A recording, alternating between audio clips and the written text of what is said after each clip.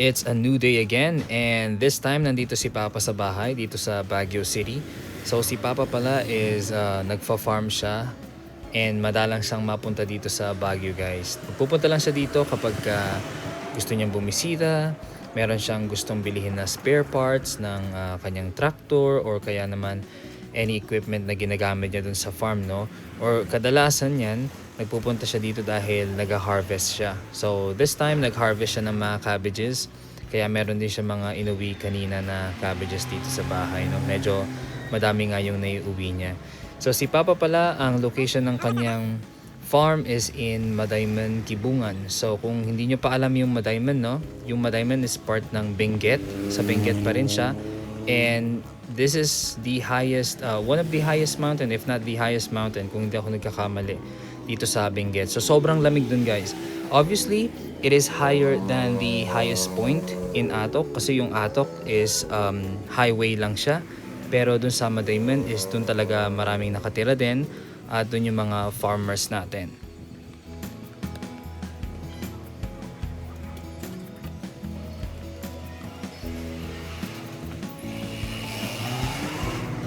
Hopefully makapunta rin tayo doon one of these days.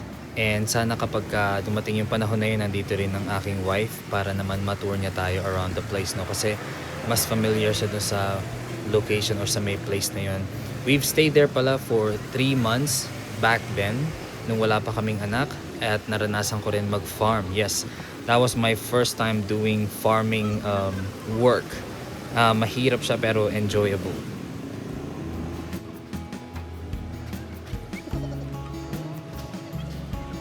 So, ang biyahe doon is 3 hours away from Baguio. Yes, at paakyat yun lahat. At ang biyahe lang natin papuntang Madayman is once a day lang, guys. Yes, once a day lang po yun. At makikita nyo lang yan dito sa may Dangwa Station. So, madalang ang mga taong mga nakatira doon. Usually, mga nandun is mga farmers lang. So, kapag napunta kayo doon, very fresh. Hindi siya kasing lamig ng Mount Pulag. Pero, well, obviously, Mount Pulag is wala naman talaga masyadong nakatira doon at wala masyadong nagtatanim, no? Unlike dito sa may Madayman. Sobrang fertile ng kanilang soil doon and ang kanilang water is spring din. Very natural. So we are at SM nga pala. So nagpunta tayo dito dahil mas kompleto dito pagdating sa supermarket. Meron kasi ako mga kailangan bilhin na dito ko lang sila makikita. Hindi ko sila nakikita sa iba't ibang mga supermarkets dito sa Baguio. Kaya tayo nandito. And also we invited si Papa na rin to come with us. Kasi I thought na maybe gusto niyang bumisita, gusto niya lang maglakad-lakad, tumingin-tingin. So usually yan si Papa gusto niya lang pumunta sa mga hardwares kapag nagpupunta kami dito sa SM. Kaya naman kumakain lang din kami paminsan-minsan.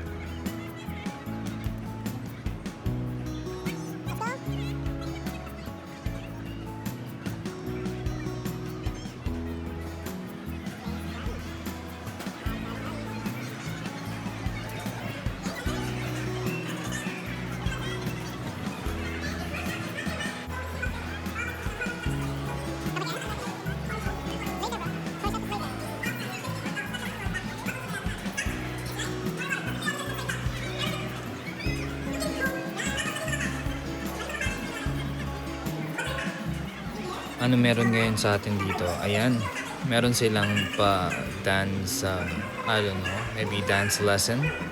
Mukhang nagtuturo dun si kuya kung paano magsayaw ng hip-hop. Anyway, this is our food court. Medyo maliit lang siya. Medyo maraming tao ngayon, kahit na hindi weekends. How much more kapag weekend pa yan. So bababa tayo dito kasi meron lang tayong kukunin sandali dito sa baba. Dito nga pala guys sa area na to is TFA. Yan, kung gusto ninyong kumuha ng passport, pwede kayong pumunta dito sa SM City. Well, actually, ito lang naman talaga yung location na pwede nyong kuhanan yan. Yan, so yung mga yan is nakapila for their passport. Siguro may plano silang magpunta ng abroad din.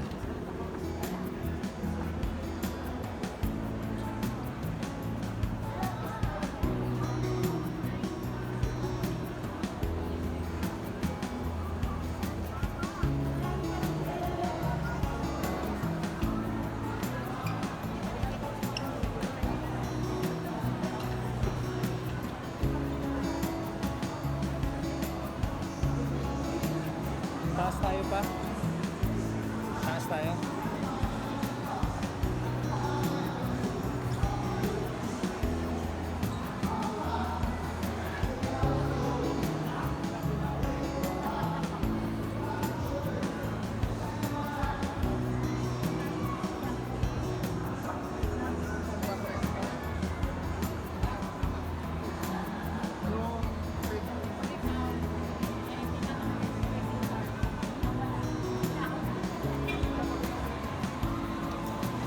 One of our reason din wala kung bakit kami napunta dito sa SM is para tumingin ng eyeglasses ni Papa.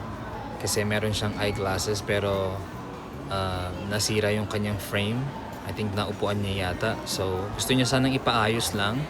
Pero I insisted na pumunta na lang kami dito at tumingin na lang din kami. Magtanong kami kung pwede niya makuha immediately this time or maybe an hour later, something like that. Para naman meron siyang bagong glasses kasi medyo recently may mga pinipirmahan siya tapos hindi niya masyado makita.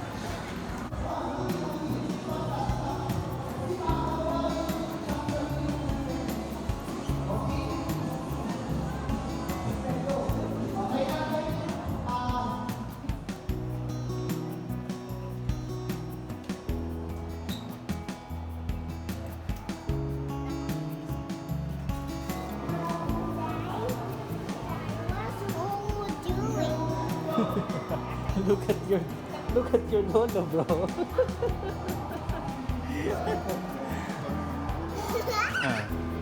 Okay naman yung ganyang grado. Ina-adjust nila yung grado pa.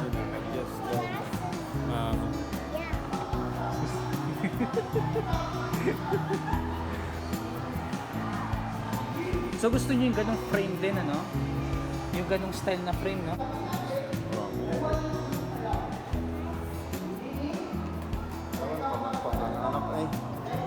Gusto niyo ba yung may kulay? Black? After niyong masukatan ng lenses, yan, nandito kami para tumingin ng frames Parang maganda tong green. na almost kagaya nung kanyang frame Oh. before. Pero hindi ba manipis masyado?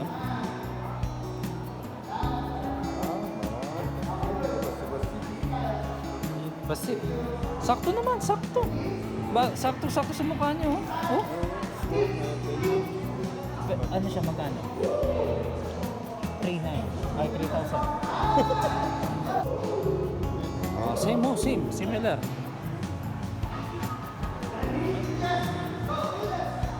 Yan o, si Papa White. para siyang model. Bakit nga ba hindi nag-model si Papa nung kabataan? Ay, black. Ayan, black. Oh. Maganda. So may pwede. Black and blue.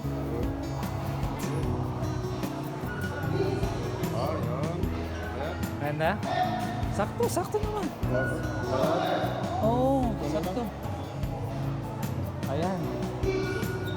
Kaya mas maliit yan. Mas malaki nga lang tong ano niya.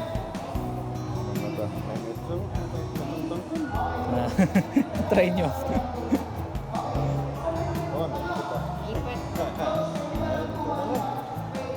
Ang ganda sana nito, ano?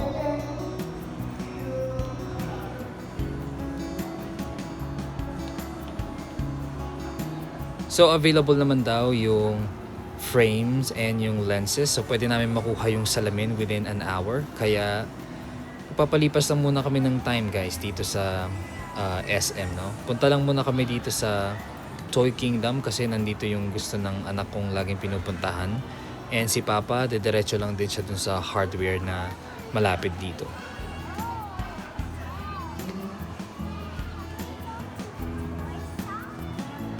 Yeah, go. Doon na kayo mo pa. Sige. Isang oras pa naman yun.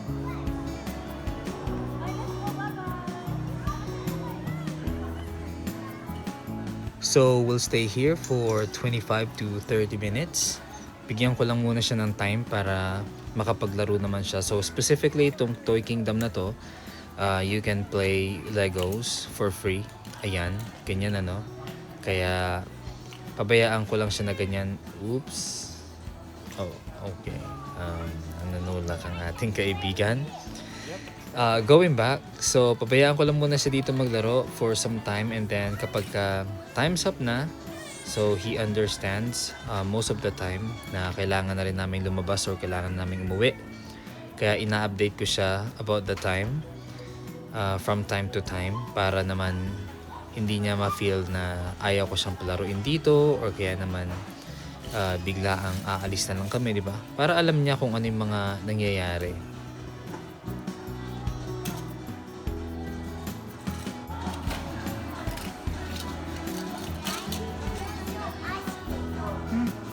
It's a lot of ice cream.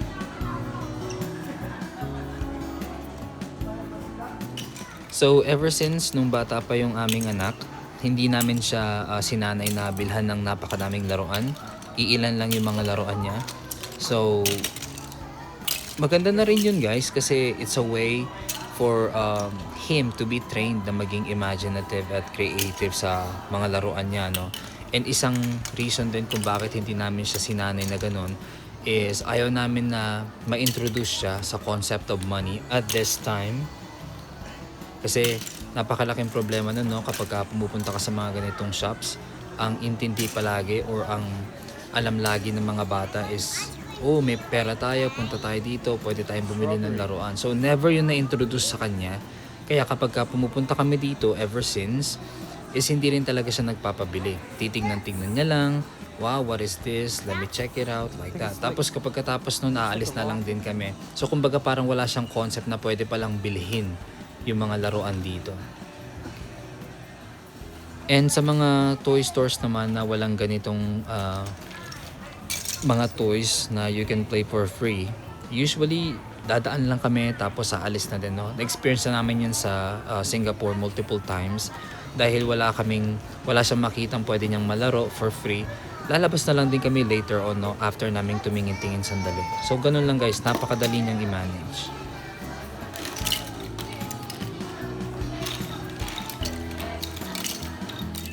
So, sa 4 years guys, kasi he's already 4 years old, never pa namin na-experience na magtantrum ang aming anak. Never pa siyang umiyak sa toy stores kasi hindi namin binili yung gusto niya. Never pa siyang maglupasay dyan sa floor, sumigaw-sigaw, nagtititili, no? Kasi hindi namin pinagbigyan yung gusto niya. So, never pa nangyari yun sa amin. Kaya somehow, no, thankful ako na effective yung training na ginawa namin sa kanya. So hindi niya pinipilit yung kung ano man yung gusto niya. So may mga times din na kapag dumadaan kami dito sa store, tapos gusto niya lang din tumingin or somehow maglaro. Pero since minsan wala rin akong time, no, kasi medyo busy or nagmamadali kami kasi may klase akong hinahabol. So maintindihan niya naman na wala akong time. Kakausapin ko lang, I just have to be honest with him. Sabihin ko na can we do it next time kasi daddy has a class, I need to go home as early as I can. Mga ganun lang. Tapos maintindihan niya lang din, no? And dito rin natin makikita yung importance, no, ng pagiging honest and being true to your words sa mga anak natin, no? Kasi madalas is we're just tricking our kids. Pero I learned also na I should know better. Kaya never pa guys na na-disappoint sa akin yung anak ko kasi every time na may sinasabi ako, I'll try to see to it na I stick to my word, and by the grace of God, lagi-lagi naman natutupad yung mga yun. So pag sinabi ko na punta kami dito next time, papalaruin ko siya, then I have to do it. Let's go. Shake your hands, bro. Next time again, yep. And so it's a way to build trust that my son would trust me whatever I say, di ba? Para hindi na ako masyado ma-stress. So, tapos na ang aming time. 30 minutes lang yun. So, ganyan nga, no? Nung pinalabas ko na siya, lumabas na lang siya, di ba? Hindi ako nahirapan ng sobra kasi meron kaming usapan. So, he needs to be obedient din pagka may sinabi ako. So, I need to be true to my words. If I say this, I should do it. And kapag sinabi ko na ito yung rule namin, kailangan niya rin yung gawin, no? So anyway, we'll go to the supermarket. Ito ang aming next stop. And then after that is, babalikan namin yung salamin ni Papa.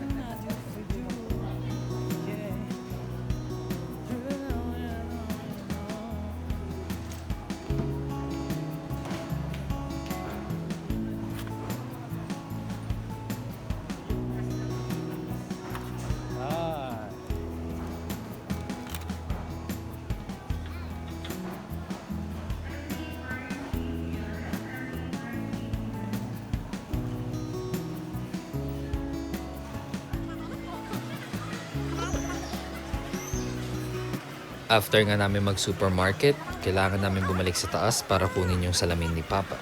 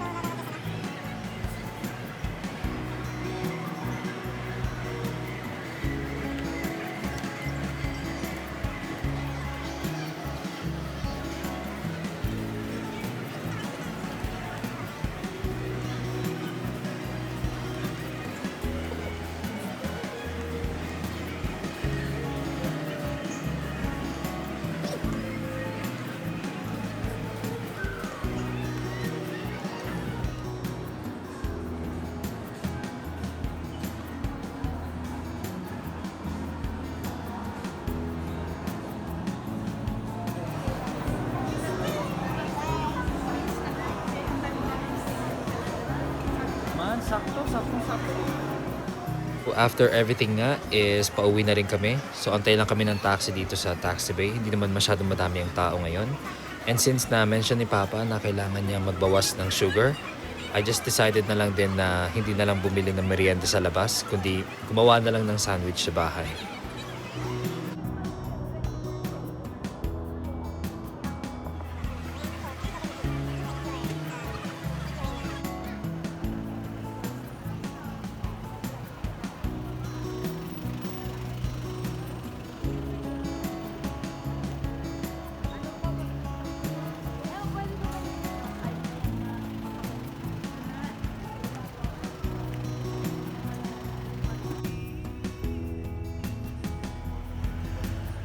Dito pala kami dumaan sa malapit sa Burnham Park. You know, medyo nakakamiss ng konti yung view, no? Napaka-relaxing dito sa area na to. Anyway, hanggang dito na lang kami, guys. Thank you so much for joining us. I'll see you again in the next one.